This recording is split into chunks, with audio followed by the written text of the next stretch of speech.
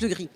Nous abordons, nous, ce débat avec des propositions, pas dans une obstruction systématique. En revanche, le sujet sur lequel nous nous penchons à l'heure actuelle, entre autres donc le régime autonome des avocats, a déjà fait l'objet d'une discussion lors de l'article 1er. Toutes les oppositions, en effet, ont déjà pointé du doigt cette absurdité qui fait que vous avez un système qui marche et que vous n'avez de cesse de vouloir le démolir. Ça fait maintenant des semaines que les avocats sont dans la rue.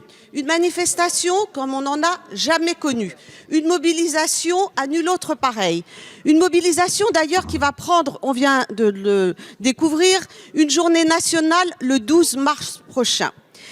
La justice se porte déjà assez mal dans notre pays sans que vous en rajoutiez une couche, si vous me permettez cette expression, en attaquant maintenant ce régime des avocats.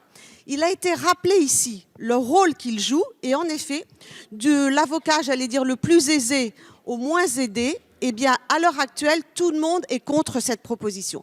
Comment et pourquoi vous obstinez-vous à vouloir absolument démolir ce système? Alors cette mobilisation, elle a des répercussions non seulement pour les avocats, mais pour les justiciables.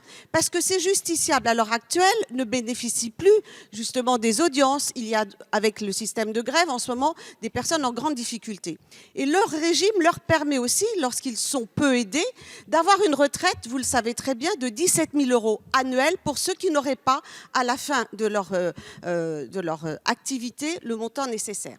Ils ont donc en effet à l'heure actuelle une solidarité, une universalité que l'on doit reconnaître. Alors je vous le demande, pourquoi vous obstinez-vous à vouloir casser un régime qui marche avec une justice qui déjà a du mal à fonctionner? Je vous remercie.